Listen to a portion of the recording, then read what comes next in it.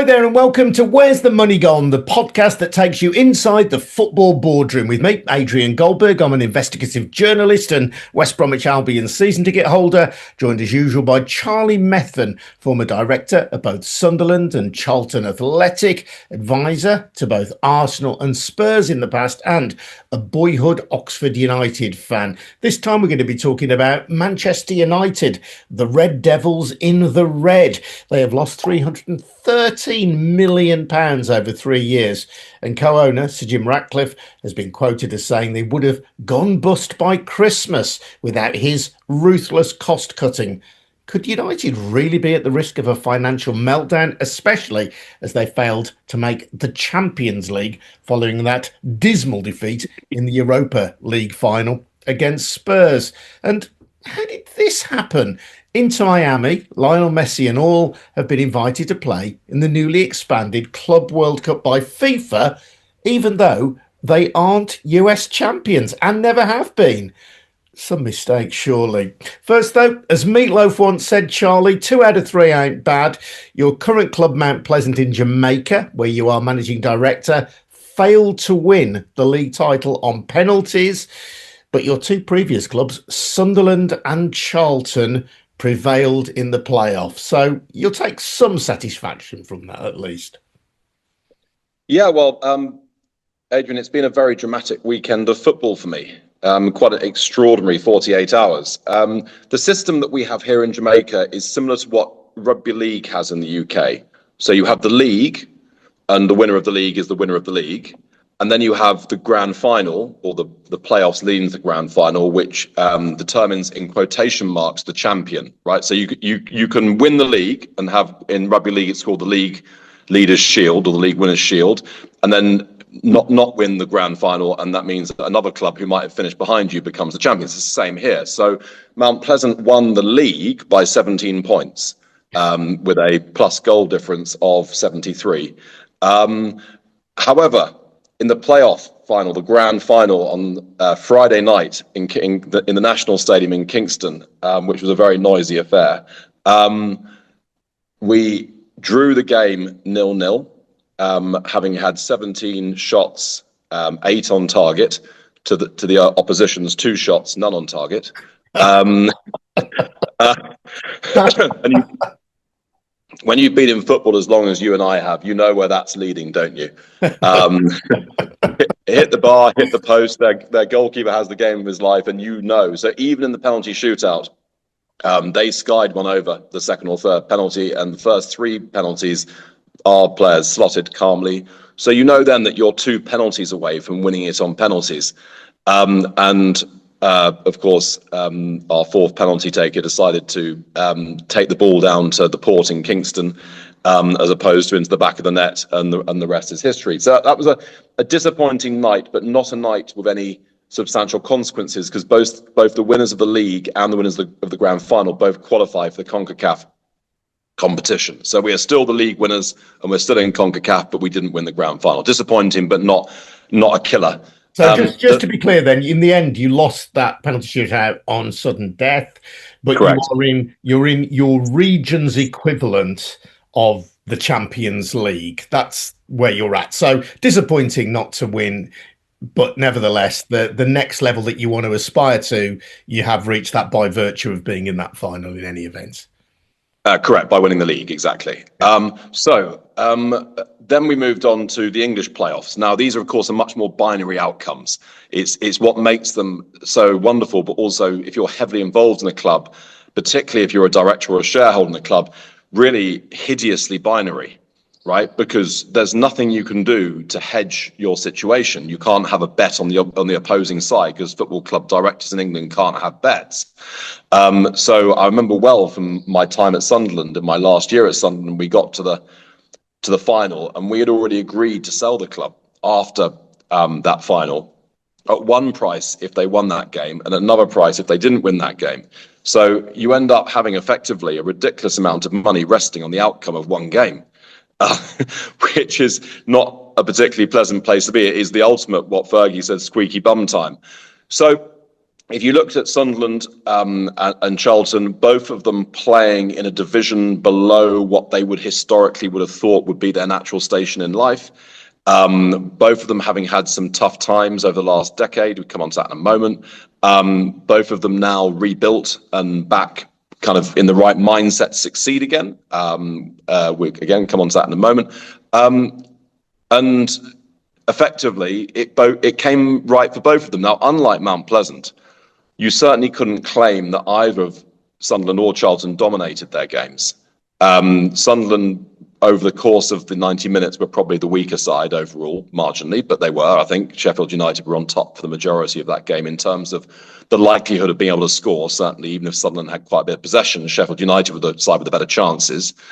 And the crucial moment in the game was when, the VAR disallowed the goal for offside. I think correctly, actually, but back in the old days, Sheffield United were already 1-0 up in that game, weren't they? So it would have been 2-0. But yeah, there was a player standing in an offside position, blocking the goalkeeper, and VAR said, and I agree with you, Charlie, actually, no, that is interfering with play, even if you're not touching the ball. That gave Sunderland a reprieve, and they came back. And I've got to say, Charlie, one thing about Sunderland, in both of their playoff games, both the two legs against Coventry and against Sheffield United, they were arguably the lesser team in terms of possession, but showed incredible resilience and spirit to win those games. Late winners in the second leg in the playoff semi-final, and a late winner in the final against Sheffield United. And you've got to admire that in a team. So, I mean, I think, Charlton also showed remarkable resilience over the 3 playoff games. They didn't concede a single goal during the playoffs. And these are reflections of culture. It's any rich person can buy the most expensive players, but it doesn't necessarily buy you success. What gets you success is the underlying spirit of the club, whether everybody's facing in the right direction, whether everything is lined up. Fans often say to me, all I want is a group of players who fight for the badge. Now, actually, they're normally lying when they say that, because quite often if they find a player who is actually fighting for the badge, who isn't very good, they don't want him either. But putting that to one side, it's actually easier said than done, because although there are rotten apples, and there were certainly rotten apples when we arrived at Sunderland, that's for sure, and it took a while to weed that out. It takes a while for a new culture to take over. So effectively, when you came into Sunderland, the kingpin of the dressing room was Aidan McGeady, a very talented player, but if I'm being generous, a complex character. One of our first signings, maybe even our first signing, was a unknown League Two player called Luke O'Nien. And Luke arrived, I remember signing him, and on the first day he turned up, he arrived in his little Volkswagen with his worldly belongings piled up in the boot of his car. And his first game, he was bought as a midfielder. His first game was against Charlton at the Stadium of Light, first game of the season, and our first game as owners. And he was so bad that he was hooked at half time in his first game. And he barely ever played in midfield again. But the club had him, and he sort of turned into a right wing back, and then a right back, and then eventually a left-sided centre back. But the signal service that Luke delivered, or helped to deliver, was a big part of the process of living, was the change of culture within the club. And he took on McGeady and decided that he wanted the dressing room to be a tough, professional, winning environment, as opposed to what it had been at Sunderland over the previous years. And that, combined with other people coming into the club and other people leaving the club, gradually, over a year or two, what had been a toxic, failing environment, albeit with very highly paid people, gradually turned into a tougher, more hard-edged environment. And if you look at the team that took the field in the playoff final, 6 of them were at the club in League One when we sold the club. So we're not looking at a club that's gone out and has just gone and bought vast amounts of people. I mean, the 2 owners now are my former partners, Juan Sartori and Kirill Dreyfus. And they've simply continued the evolution of buying young, hungry players, giving them a chance, not jumping and, flexing when something goes wrong, keeping on down the same track, and letting that culture become the spirit of the club. So eventually, when you see what happened over those 2 games, and you might say, well, that's great spirit, but that's been developed over a long period of time. That's been a 5-year project, from being a place where players being paid £2 or £3 million a year, of which a significant number were when we took over the club in League One, still found it within themselves to lose to Rochdale, right? To get to a place, so you're effectively an underperforming squad, to get to a place where players who are paid less than the opposition overperform and beat them with their spirit. And that effectively is the job of taking over a failing club. That is the real thing. Now, fans shout and scream, spend money, spend money, spend money. But actually, that's not the thing that turns it round. Now, Sunderland, where they are right now, could start spending a bit more money, and it will, and they will. And it would be probably beneficial because they are going to need some better players. But those players are going to come into a environment which is a winning environment, a tough environment, etc. At Charlton, the problems were not as stark. It wasn't that there were rotten apples around. It was more bewilderment and a lack of leadership and all of these types of things. And that's a little bit easier or a bit quicker to sort out than if you've got a whole bunch of players on £2 million a year who aren't pulling their weight, right, on long contracts. That's difficult. At Charlton, it wasn't quite like that. But nonetheless, there was a lack of leadership, a lack of spirit, and again, an underperforming, a squad that compares their wages were underperforming and losing to clubs that they shouldn't do. So gradually the right players come in, gradually behind the scenes, tough professional people come in behind the scenes who are willing to work the long hours, including obviously Nathan most prominently, but not just Nathan, it's all the other people behind that. Nathan Jones, the coach, yeah. Yeah, Nathan Jones, the manager, who is a tough, hard-working professional, to a quite extraordinary degree, actually, to a degree I've never seen before. I've never seen somebody sleep at the training ground. I mean, he is that hardworking. If he needs to, that's what he does. And that no complaints, no talk about, I should be doing this or I could be doing that. He just wants to win and he'll do whatever it takes to win. But behind him are a whole other group of people who are like that as well. So putting that together, that turnaround has happened quicker than probably I would have thought, which was 2 years rather than the 3.5 years it took at Sunderland. But where it ends up is with a hard, tough environment where you outperform your budget. And once you've got that, then good things start to happen for a club. So it was very gratifying knowing that in both cases, I took over clubs that were broken and were in a bad place. In both cases, had to take some hard decisions. And we'll come on to the types of hard decisions that are facing Man United right now, because on a bigger scale, they're very similar situations to what I've taken over. Obviously on a much grander scale.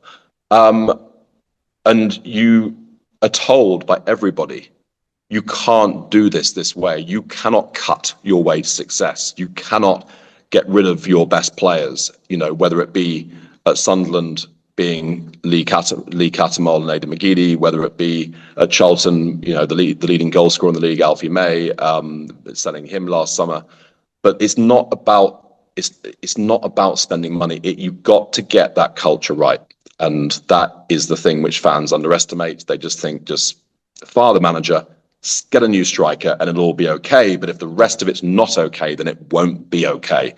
Which I guess brings us neatly on to Manchester United. Yeah, indeed. Well, United have just finished 15th, their lowest position in the top flight since their brief time in what we'd now call the Championship in the mid-1970s. And of course, they hoped to make the Champions League, and you spelt out the financial potential of making the Champions League in last week's or the week before's podcast, actually. But they were, after a dreadful Europa League final defeat to Spurs, that hope was extinguished. Now, Sir Jim Ratcliffe, who, although he's only owns, I think, just less than 29% of the club, he's effectively running the club on a day-to-day basis at a board level. So there've been dozens or hundreds of redundancies. They've cut contributions to a club charity that supports former players, raised ticket prices, even ended Sir Alex Ferguson's ambassadorial contract, close the staff canteen. And so Jim has justified that, saying, and this was in comments he's made both to the Overlap podcast with Gary Neville and to the BBC, saying that Manchester United, without these cuts, would have run out of money at the end of the year. And supporters hoping for a big summer of spending at Old Trafford have been reminded that because payments are now made on instalments for players, United have already spent £89 million on transfers this summer, including money on players like Anthony, who are no longer at the club. It is such a gargantuan mess. Could United really go bust? They can't go bust. Sorry, I should say they won't go bust. And they won't go bust because the cost of keeping them going is much less than the value of the club. And therefore, the club's respective owners, the Glazers and Jim Ratcliffe, who are themselves both multi-billionaires, would not be in their interest to see the club go into administration, because effectively they would lose more than they would need to put in to keep the whole thing going. Football clubs go bust when the owners and other potential owners look at it and say the cost of keeping it going is less than the value of the club. That's what happened at Bury, right? Which is the total amount required to take over Bury and sort out their debts was about £7 million. And the value of Bury was about £3 or £4 million. So there was nobody out there who was willing to do that. In United's case, that's just not the case. I mean, Ratcliffe overplayed for it, as often ignorant new owners do. But even on a sort of humble day, I would agree that the club's worth 2 to 3 billion, right? So you're not going to let the thing go bust with a debt of 800 million when it's worth 2 to 3 billion. That would just be crazy. And if you did Ratcliffe, just so again we get the figures out there, he paid £1.25 billion for his stake. So that's just over a quarter of the club, isn't it? So that would value United more like 5 billion. Yeah, that's absolutely right. Obviously, one has to sort of bear in mind when looking at things is that you've got what the asset would be worth if it was healthy and break even, right? And let's call that 5 billion. But then if you're being sensible, you have to take off the near 1 billion of debt. That's 4 billion. Then you have to take off the likely losses over the next few years as the thing gets sorted out, right? That takes it down to 3 billion. And that's why I say it's worth 2 to 3 billion, right? Because you're not taking it over in a state where it would be worth its full asset value. And I think that was the naivety of Ratcliffe and perhaps the arrogance of Ratcliffe, a man who's been very successful in a totally different field. And this always, as I go back to time and time again, this is the problem with football, is people who have been successful in other things assume that their genius will translate to the football boardroom before they've actually had any knowledge of football. If I was to say to Jim Ratcliffe, having been on the board of 3 clubs and having during that time been successful with all 3 clubs, I think I've had 5 promotions now and no relegations, and I was to say, I'm really good at this football thing, Jim, I want to come and run your petrochemicals business. He'd look at me as if I was totally mad. He'd say, well, you've got no background in petrochemicals. And I'd look at him and go, right. I have as much of a background in petrochemicals as you do in football, mate. Now, that's not entirely fair. I know his brother was running, Nice for him for a few years. So he does have sort of some background, but not hands-on. And at the moment, he's having to get hands-on because if he doesn't get hands-on, nobody will. So let's just swap a few ideas about what their numbers actually are, because there's some debate about it, right? It looks like the current level of debt looks to around 750 million. Is that the number that you're working with? Yeah. It looks like the current interest payments on that debt is about 50 million. Yeah. But rising. And it looks like the annual loss rate is around about 100 million. Yes. Right? Of which 50 million is debt repayment. Yeah. Right. So now is not the time to revisit the old ground that we have done before with Chris Blackhurst of how that debt happened in the first place as part of the leveraged buyout of United by the Glazers all those years ago. But that's basically, the majority of it does relate to that on a net basis, right? So they took it over with 600 million of leverage debt, and the thing currently is 750 million in debt, right? So broadly speaking, that's about what's currently owed is pretty much still the original principal on the purchase of the club by the Glazers all those years ago, which obviously was a disgraceful deal. I think we can all agree on that. But nonetheless, it is a fact of life. It was allowable then. It will not be allowable under the football regulator, but it was allowable then. So where they are right now, just to clarify those figures, Charlie, and I'm just double checking. Yeah, United's total debt stands at £731 million plus £300 million in transfer fees that are owed. Obviously, they will come in staggering in staggered installments. Yeah, exactly. Yeah, right. Which means they've got around about £1 billion of debt. Right, around about. So effectively, Ratcliffe finds himself in a situation which I found myself in at Sunderland, where you have this massive engine just eating money. The revenues which were expected when that engine was put together are no longer there, right? In his case, it's the money that you would expect from the Champions League. In Sunderland's case, it was the money that you would have expected from being in the Premier Leagues, the TV deals, and we're talking about similar kinds of money. 50 to 100 million, that type of thing. You've got people inside the club who have been there a long time. In some cases, were originally good employees, whether they be players or people behind it, but perhaps have become worn down a bit by failure over a long period of time.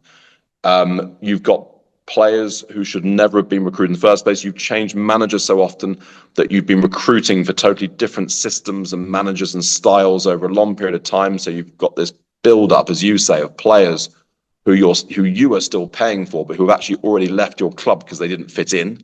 That's a horrible feeling, is effectively paying a player or paying for a player not to play for you is a peculiarly unpleasant feeling that I'm very familiar with. And then you've got a sort of culture behind the scenes that becomes very political as people point the finger at various people and scapegoat, etc. And gradually the thing becomes very sort of nasty and political and toxic. Again, this was true at Sunderland. So Ratcliffe's come into this situation, and he must have been aware of this, because somebody like him hires the most expensive accountants that you can find to do the due diligence. He's not going to go and spend £1.5 billion without his accountants crawling all over it. But probably the bit that he has underestimated is the cultural problem, because that's not something that's measured by accountants. So he's looked at it and has thought, right, me coming along will be a breath of fresh air, because the fans want not to think about the Glazers, and I'm not the Glazers, but and that, I think, to a degree sort of happened. I think he was sort of welcomed in the first place as a home sort of hometown boy, etc., and all this type of stuff. Secondly, I'm an experienced businessman who knows how to cut, so I will get to work on that, and I will have my people get to work on that. And thirdly, I'm basically just a good leader, and I will bring back leadership to a rudderless ship. And that also will be right. This would have been his prognosis. And once I've done that for 18 months or so, the club will start going back in the right direction. Right. That's what's happened here. Now, what he's found is it's not as easy as that in football. You've got the full glare of the media on you all the time, particularly at Man United. You've got people within the organisation leaking against you. I had it at Sunderland. He's got it at Man United all the time. And every single little thing you do, however justifiable, becomes the topic at the very best of public debate, and at the worst, constant criticism, and even worse than that, abuse, right? So when he does things that within his petrochemicals empire would seem unexceptional, like, hang on a second, we're paying all our employees well, they're within the industry, and within Manchester, they are very highly paid. Why are we also giving them free lunches, right? Now, that is a totally normal and sensible question to ask. One of the first things I had to do at Charlton was that they hadn't, basically the players and staff were barely contributing to the cost of their breakfast and lunches. So the cost of the catering operation was £450,000 a year. Wow. Whereas at Sunderland, we got it to pretty much break even because there was a contribution made per, it was still basically subsidized, but, compared to what it would be if they'd had to go down to the shops or whatever it might be. But, we made sure that instead of paying £4 a day, they paid £6, £7.50 a day, etc., and so on and so forth. So these are normal things. But somehow at United, the sense of entitlement was so great, and this is what he underestimated, that there was a massive pushback, both from the staff, but also, and I could have warned him of this, from the fans, because at this type of club, you would have assumed that doing these things, bearing in mind that the money that's being used here is at least in significant part fan money, you might assume that you would be thanked for being careful with the fans' money. But at these types of clubs, it's not the case. They have part of their idea of their club, part of the grandeur of the club. Whoa, we're the biggest club in the world, is that United do things in a certain way, right? And that means paying Alex Ferguson, whatever, some ludicrous sum to turn up to some games. That means, giving all the staff free food. Again, you'd have thought the fans would look at it and go, wow, come on, we're not doing well enough for this. We need that money to be sort of spent on the pitch or paying down the debt or something. But it's not how fans think. And I remember at Sunderland, every cut we made was that you can't cut your way to success. Well, we did. But, well, again, part of what you've said, and it's important context that you've given us in terms of the subsequent success of Charlton and the subsequent success of Sunderland, albeit that both clubs have had quite a few dark years, quite a few years in the wilderness, is that you're suggesting then that Sir Jim Ratcliffe, that his underlying ambition to cut costs at United will eventually bear fruit for them, or it might eventually bear fruit for them. It will do. It will do. Well, will it though? So my question is, at what point does that cost cutting, when it starts to impact what happens on the pitch, at what point does that start to eat away definitively on the achievements on the pitch? So they've had a bad season this season, and they'll be looking towards improving on that next season. What if they don't? It's not beyond the bounds of possibility now, I would say, that United could get relegated.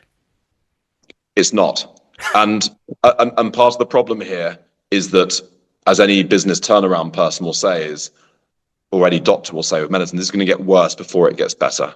But unless we put in place the cure, it will never get better. It will get gradually worse and worse and worse and worse. So Ratcliffe's business strategy is correct. Where he has gone wrong is not understanding the narrative that he needs to put around it in order to explain to stakeholders what the situation is, why he's doing what he's doing, and why there's no alternative, and why it's fundamentally a positive thing. What he's done is he's continually done something piecemeal, then he's come under pressure, then he's explained that particular piecemeal bit, then it's gone quiet for a bit, then he's done another piecemeal bit, explained it, etc., without having that. Well, eventually he did it with Gary Neville, right? But that was after a lot of individual piecemeal cuts and this type of stuff. And eventually the pressure got so great, he sat down and did explain the whole thing and what was going on. So what he's doing essentially is fundamentally right, but in any event, in either scenario, it's probably going to get worse before it gets better. But his ability to turn it round, you're not questioning that, but essentially he needs better PR. He needs better PR. He needs better PR, and he better hope and believe that the people he's appointed to executive positions are going to deliver for him, right?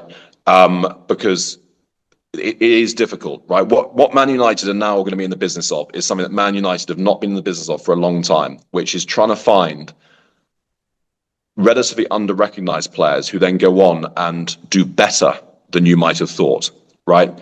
Now, this isn't something totally new to United, but United grew into this bloated, sort of Goliath, where fans just didn't even think that a signing was worth making unless it was a 50, 100 million pound signing. But actually, if you go back to the moments when Ferguson started to really get things right, some of the signings, well, first of all, a lot of the players had come through the youth team and were given time to get there. And then others of the signings, they're not necessarily the biggest money signings. Like Eric Cantona was not a huge money signing, but he came into the right environment and was able to give of his best. He was a difficult man who often hadn't done of his best at various other clubs. But when he came to United, he came into the right culture and the right environment. He then outperformed anything that he had previously done. And same with, players like Gary Pallister. These were not global signings. I think Pallister came from Middlesbrough or something like that. He did, yeah.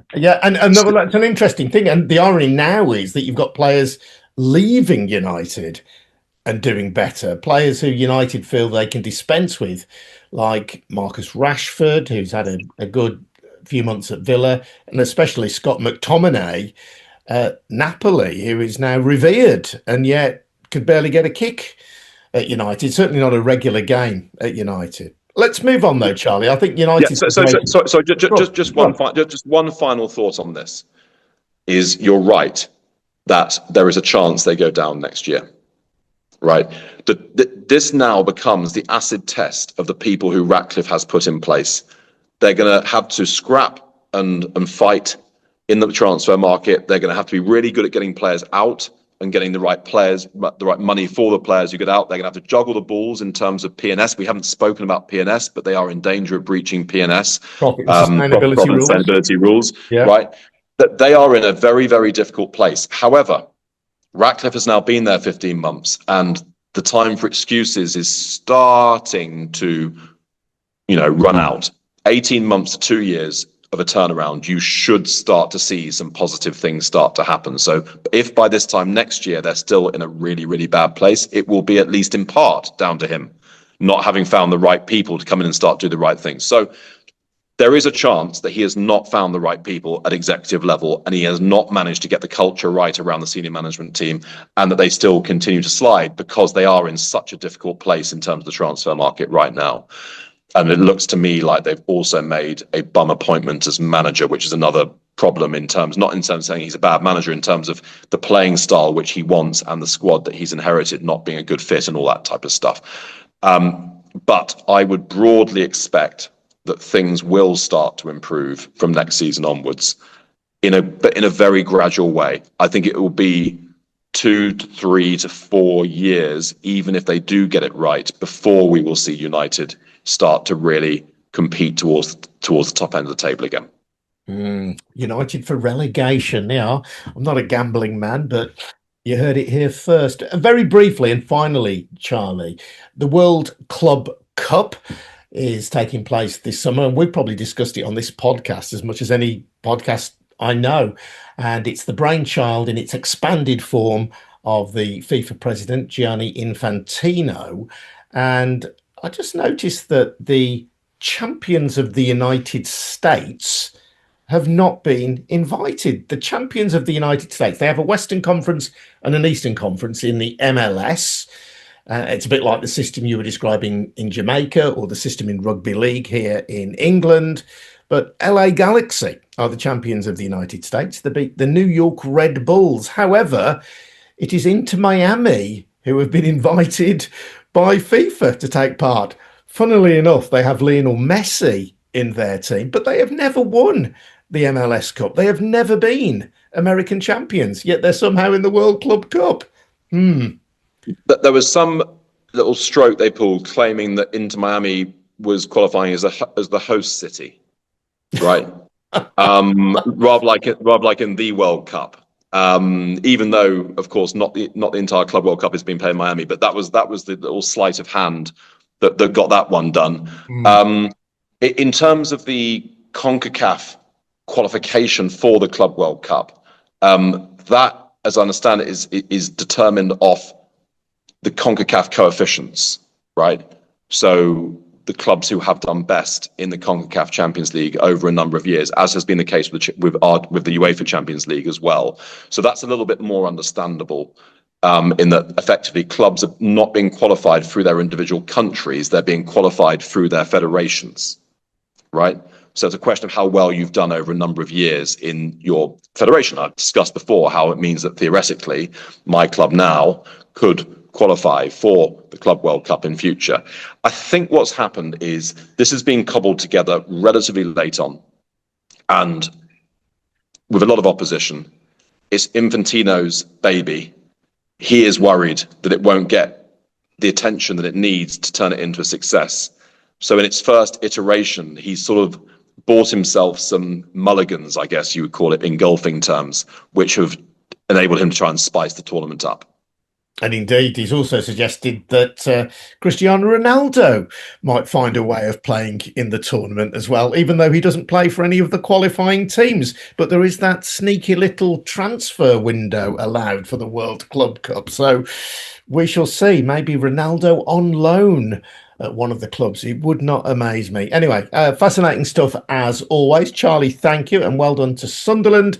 Well done to Charlton Athletic, two of Charlie's former clubs, and commiserations to Mount Pleasant. Thank you for listening to this episode of Where's the Money Gone? If you're watching it on YouTube, do, as they say, smash that subscribe button. Or if you're listening on Apple Podcasts or on Spotify, do subscribe as well. Doesn't cost you anything. And do spread the word as well. We find that word of mouth or leaving positive reviews is the best way to let other people know about this great podcast of ours, which is produced by me, Adrian Goldberg in Birmingham, and our YouTube output and some of our socials are done by the wonderful Mark Machado at 11:29. We'll see you again soon. Cheers now. Bye-bye.